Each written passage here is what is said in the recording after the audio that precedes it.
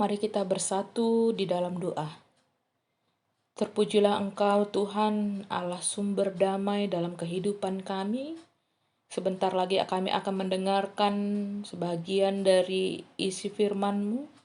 Kiranya Engkau memberkati kami, membukakan hati dan pikiran kami, supaya firman-Mu dapat kami mengerti dan terlebih lagi dapat kami lakukan dalam kehidupan kami sehari-hari. Dalam nama Yesus Kristus kami berdoa. Amin. Jemaat Tuhan yang kekasih, salam sehat buat kita semua. Firman Tuhan pada hari ini diambil dari Kitab Kejadian 32 ayat 13 sampai 21. Demikian firman Tuhan. Lalu bermalamlah ia di sana pada malam itu.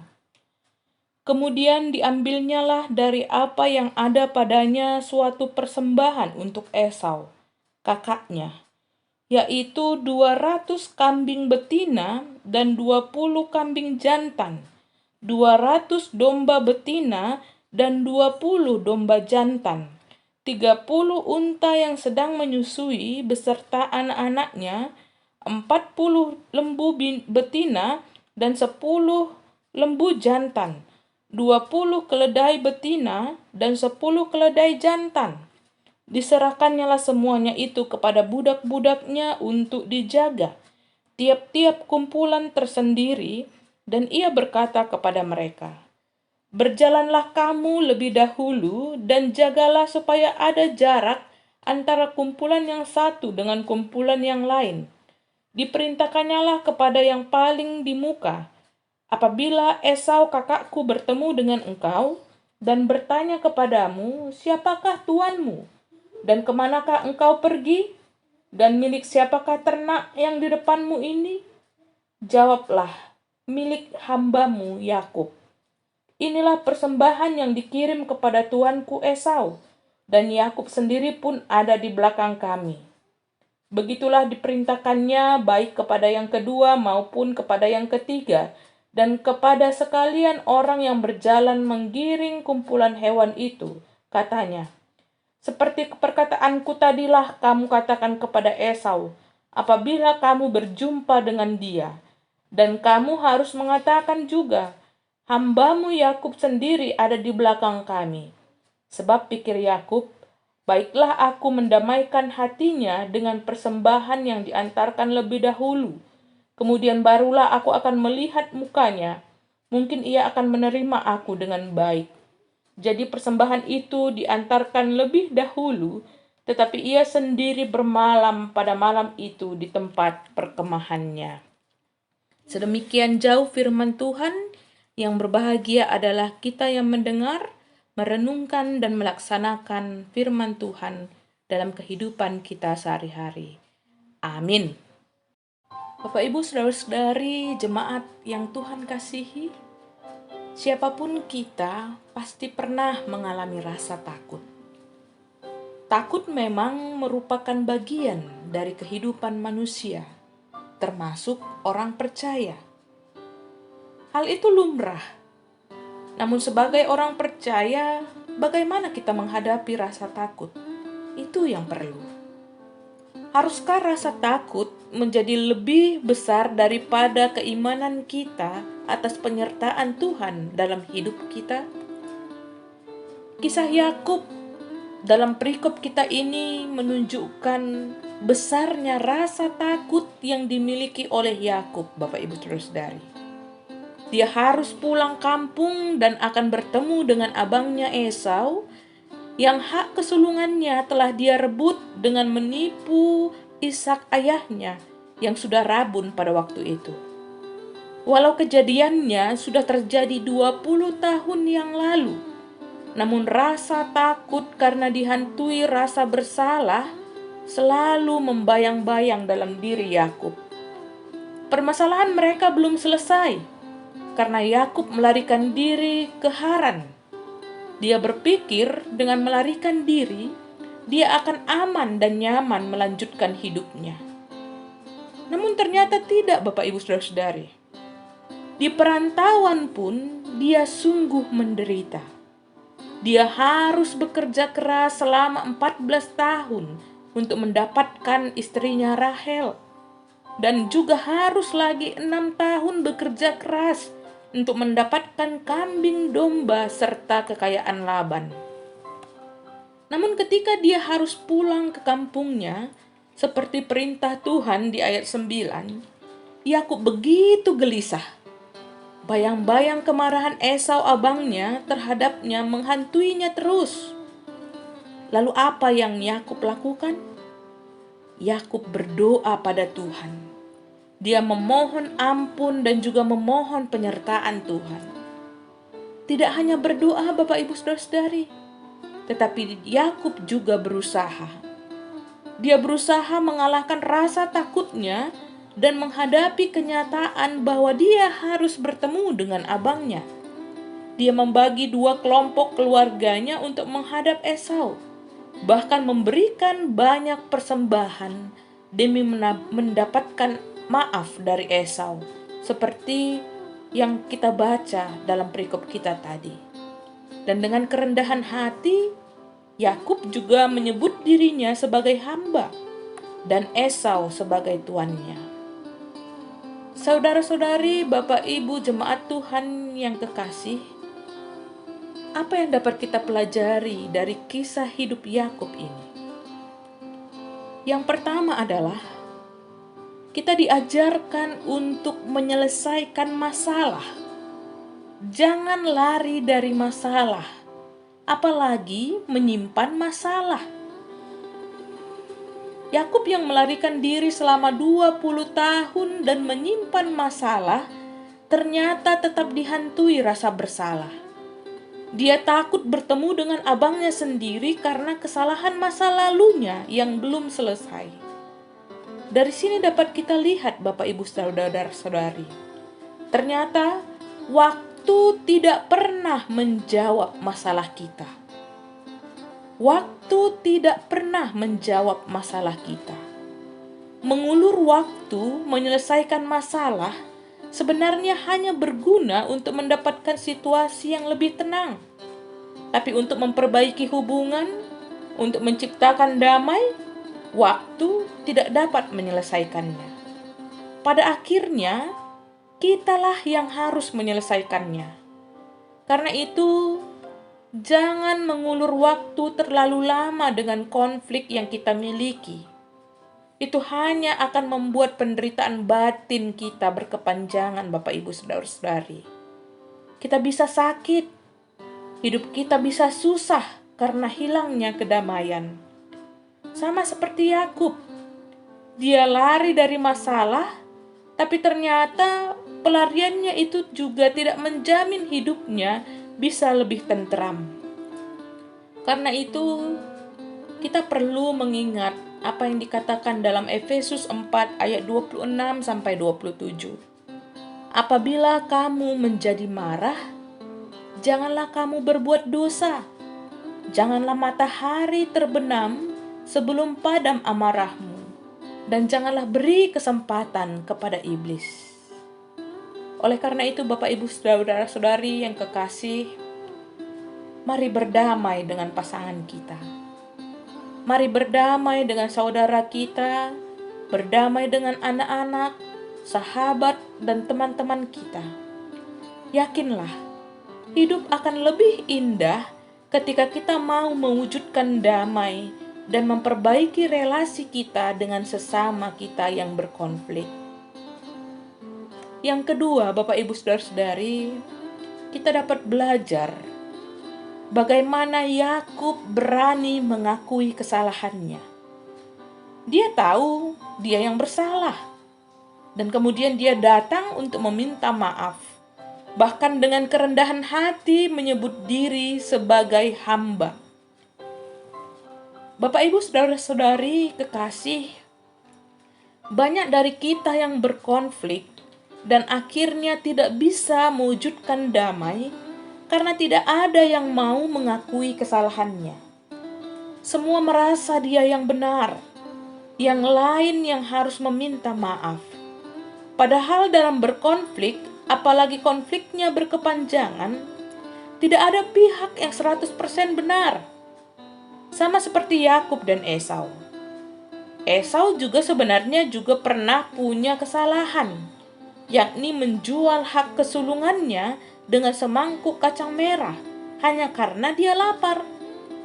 Kalau kita baca selanjutnya kisah ini sampai pasal 33, di mana Esau membawa pasukannya bertemu Yakub, dan dari jauh kemudian Esau justru berurai air mata memeluk Yakub sebelum tahu maksud kedatangan Yakub. Jangan-jangan Esau juga menyadari dia juga bukanlah orang yang benar sebagai abang, sehingga akhirnya damai di antara mereka sangat mudah tercipta ketika mereka bertemu. Artinya apa, Bapak Ibu Saudara-saudari? Mari wujudkanlah perdamaian mulai dari diri kita sendiri. Mari berinisiatif untuk membuka jembatan damai. Jangan tunggu dan tuntut itu harus terjadi dari pihak lain. Ingat, tidak ada kita yang sempurna. Yesus Kristus yang tidak bersalah saja mau membuka komunikasi dengan kita yang berdosa. Apalagi kita sama kita. Kita yang semarga, yang marsanina, yang berkeluarga, yang bersuami istri, yang bertetangga. Kalau kita ingin hidup bahagia, rendahkanlah hati. Beranikanlah diri untuk membuka komunikasi agar kesatuan dan kedamaian bisa terwujud. Sama seperti Yakub, mari awali semua dengan doa permohonan untuk campur tangan Tuhan, dan kemudian mari susul dengan upaya yang kita lakukan. Jangan biarkan rasa takut dan gengsimu lebih besar daripada penyertaan Tuhan untuk hidup kita yang mau mewujudkan damai. Tuhan pasti memberkati dan membuka jalan bagi kita yang ingin mewujudkannya. Karena Tuhan pun ingin kita hidup dalam damai dengan saudara-saudara kita. Yang ketiga dan terakhir, Bapak Ibu Saudara-saudari, kita dapat belajar dan melihat kisah ini. Ternyata damai itu mahal. Arga tumang do sebuah hadamaion. Menarik sekali kisah ini, Bapak Ibu Saudara-saudari. Yakub awalnya merelakan persaudaraan, merelakan hubungan damainya dengan abangnya demi mendapatkan berkat. Setelah merantau bekerja keras 20 tahun lamanya, mendapat banyak harta, justru itu juga yang harus dia persembahkan untuk mendapatkan hubungan yang damai, hubungan yang baik dengan abangnya Esau. Dengan kerelaan dia mempersembahkan banyak harta, budak, untuk abangnya karena dia berharap mendapatkan maaf, mendapatkan kedamaian. Karena itu, kita dapat belajar di sini, Bapak Ibu Saudara-saudari.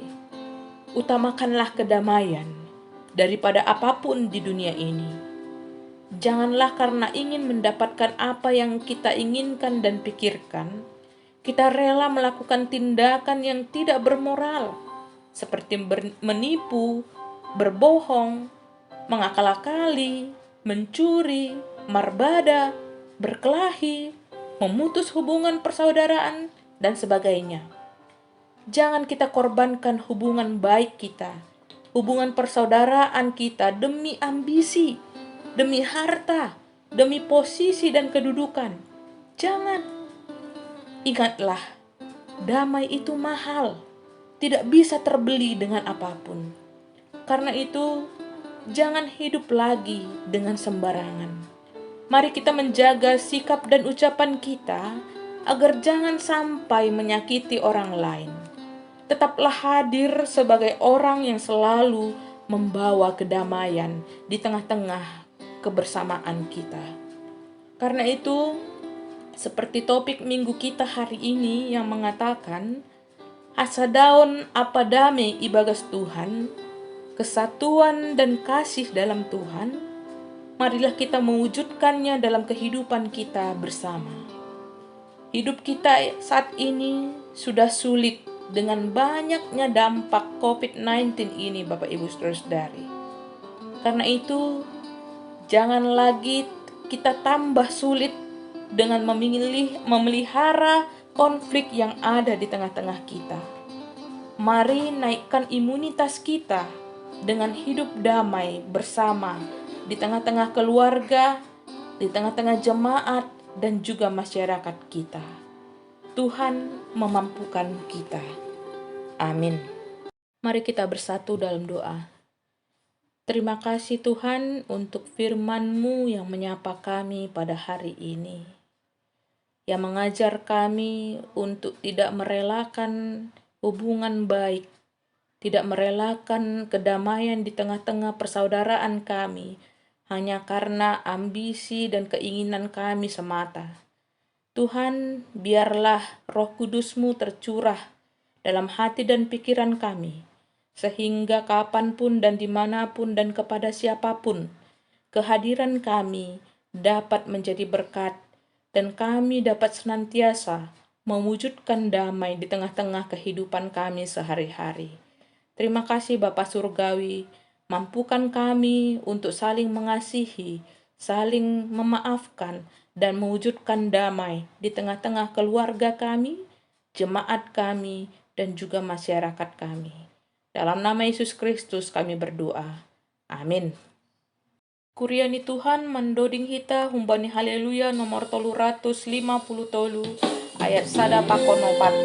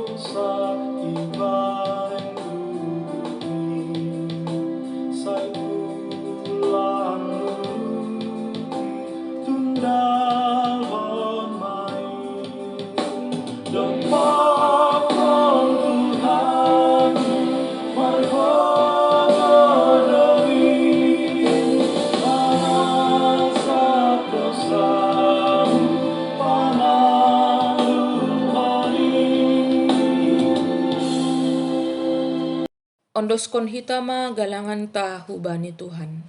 Martongko mahita. Ham Tuhan na ibata bapa nami. Ham donadop mambere haganup na porlu bani goluh nami. Onpe na roh doha nami hubamu. Martarima kasih anjaha makamalaskon hatamu. Nadop ijalu hanami. Jalu hamma hanami apa galangan na yondoskon nami. Nagabe hataridahan ni hatarima kasihon nami hubamu. Pasu-pasu hamma galangan namion, gabe hadearan ni horja, itongah-tongah ni kuriamu. Saya tambai hamma pasu-pasumu, ase lambin margogo hanami, makorjahon horja na madear. Ibagas goran ni anakmu, Yesus Kristus Tuhan, jana si palua hanami. Amin. Hamba panami na inagori atas, saya nama pasing magoranmu, saya roh maharajaonmu, saya saut maharosoni uhurmu inagori tongah on, songon na inagori atas. Beri hama banami sedarion haguluhan ari-ari. Sasap hama dosa nami, songon panasap nami bani dosa na soman namar dosa dopak hanami. Ulang hanami bobai ham huparlajoan, palua hama hanami, humbani pangago. Ay hamdo si mada harajaon, pakon hagogohon, apa hasangapon sadokah ni dokahnin. Amin. Jalo na siya mapasu-pasu humbani Tuhan na ibatata. Idop ni uhur ni Tuhan ta Yesus Kristus. Pakon holong ni ate ni na ibata bapa. Apa parsoran ni tondui na pasingma na makasomani na siam haganupan. Amen.